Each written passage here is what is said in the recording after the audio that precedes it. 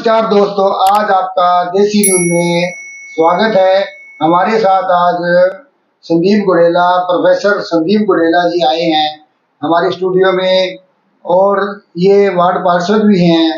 इसके आज इनके साथ भाजपा के कार्यकर्ता भी हैं। ये हमारे बाजार में भ्रम फैला हुआ है इसके बारे में कि क्या बीजेपी आज डमी कार्यकर्ता को उतारने जा रही है विधानसभा इलेक्शन में। इसके बारे में संदीप गुडेला जी आपकी क्या राय है?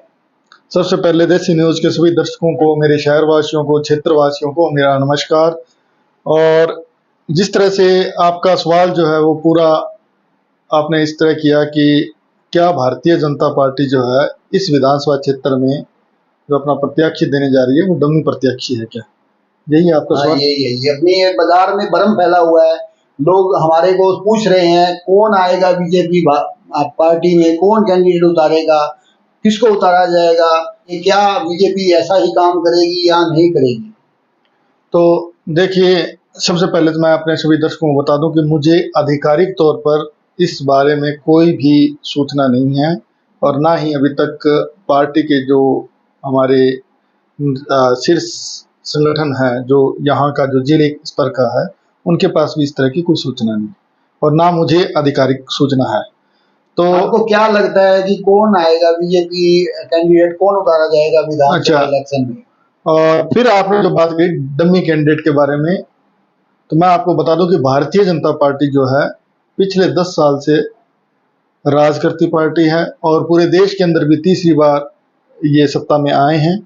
तो भारतीय जनता पार्टी जो है इलाहाबाद के विधानसभा क्षेत्र पर, आपने पीछे भी देखा होगा, पवन बेनीवाल और उसके बाद गोविंद कांडा जी ने बहुत मजबूती के साथ इलेक्शन लड़ा, और एक बहुत छोटे मार्जिन के साथ जो है यहाँ से वो सीट जो है भारतीय जनता पार्टी ने लूज की।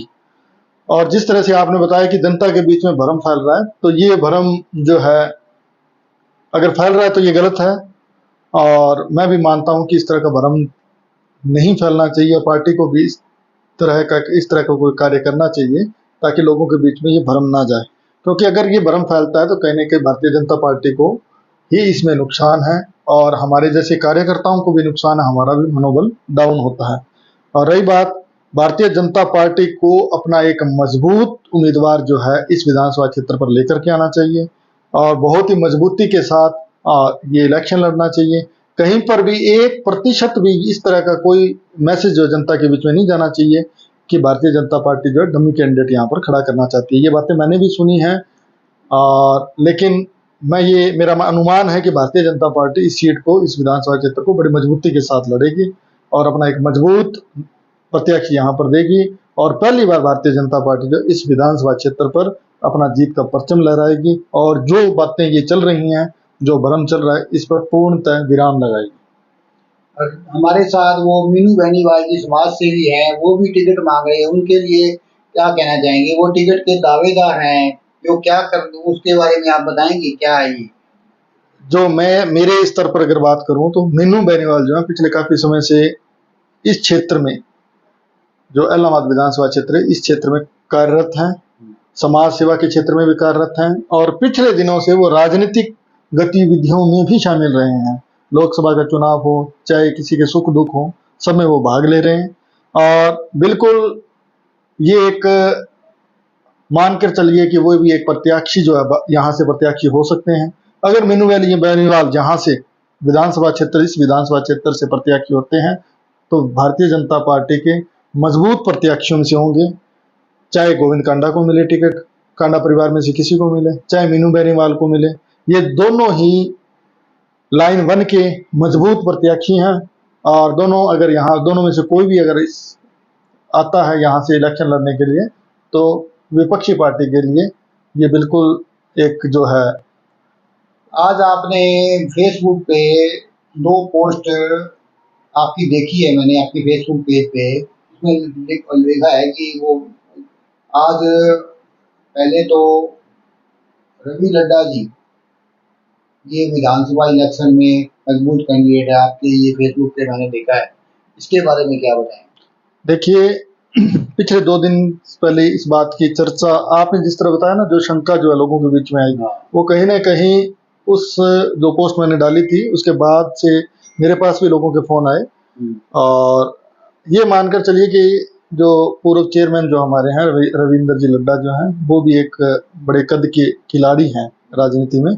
और रही बात, क्योंकि उनकी जो महत्वाकांक्षा है वो अभी तक हमने इस तरह की नहीं देखी कि वो विधानसभा के प्रत्याशी होंगे कल से ही, इससे पहले, क्योंकि उनकी जो गतिविधियां हैं वो इस तरह की नहीं रही कि वो विधानसभा प्रत्याशी रहेंगे। चाहे ये जो हम ये मान के चले, मैंने पहले ही बताया ना कि फर्स्ट लाइन के अंदर 2 प्रत्याशी हो सकते हैं, गोविंद कांडा और मीनू बेनीवाल।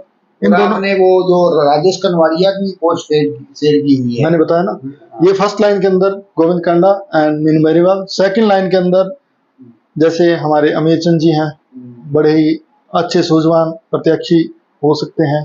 और चाहे रविंदर जी लड्डा हैं, चाहे राजेश कनवारिया हैं, चाहे निताशा सिहाग हैं, चाहे कोई और भी नाम हो, ये सेकंड लाइन के हैं। लेकिन तो अभी तक लोकल कैंडिडेट है, ये हमारा ये बाजार का कैंडिडेट है, उतारा जाए तो आपको कैसा महसूस होगा? नहीं, अगर लोकल कैंडिडेट उतारा जाता है, लेकिन वो कैंडिडेट तभी कहीं ना कहीं वो कामयाबी प्राप्त कर सकता है जब पार्टी की तरफ से पहले एज दिया गया हो। अगर पार्टी ने कभी पहले प्रमोट किया होता, अगर सेकंड लाइन के अंदर वो बैठे हैं, ये सारे कैंडिडेट जिनकी आप अभी बात कर रहे हैं, सारे सेकंड लाइन में बैठे हैं, पार्टी की तरफ से प्रमोट करके जंप दे करके अगर इनको फर्स्ट लाइन में ला करके खड़ा किया होता तो जरूर ये मजबूत, आज के दिन मजबूत दावेदार होते। आज उस तरह का एज मैं मान के चल रहा हूं, मैं आपको बता दूं कि वो एज जो गोविंद कांडा जी के पास है, चाहे मीनू बेनीवाल के पास है, वो एज जो सेकंड लाइन में जो भी ये जिनकी हम बात कर रहे हैं प्रत्याशियों की, उनके पास नहीं है। आपका बहुत बहुत धन्यवाद हमारे स्टूडियो में पहुंचने का। धन्यवाद। बिल्कुल।